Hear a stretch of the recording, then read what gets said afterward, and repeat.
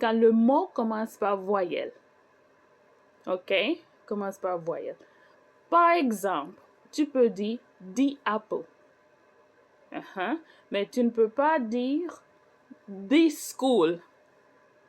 The school. The. Donc, ça change. Vraiment.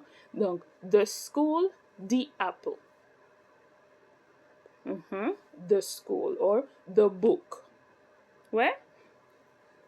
Quand est-ce qu'on va utiliser the? Pour tous les noms, OK, en spécifique.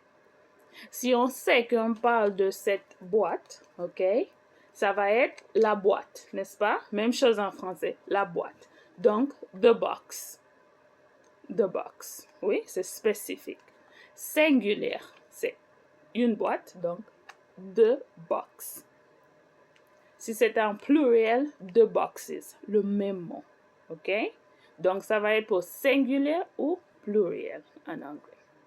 D'accord? Good. Après, on a an, a. Ça va être pour les articles indéfinis. OK? Quand on parle de quelque chose en général. Oui? Mais, pour nous en anglais, on a juste an et a. Et ça va être pour singulier. OK? C'est quoi la différence? An, c'est quand le mot commence par voyelle. OK? Si le mot commence par tous les consonnes, on va utiliser a. OK? Et singulier. OK? Parce que pour nous en anglais, si on parle de quelque chose en général, OK? Indéfini, en pluriel, on n'a pas des articles pour ça. Par exemple, si tu dis en français une boîte, des boîtes, pour nous, on n'a pas un mot pour des. C'est juste qu'on peut utiliser some. OK, mais some, c'est pas vraiment un article. Ça marche?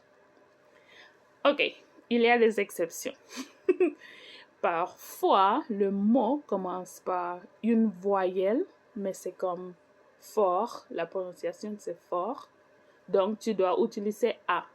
Tu ne peux pas utiliser an. OK? Par exemple, university.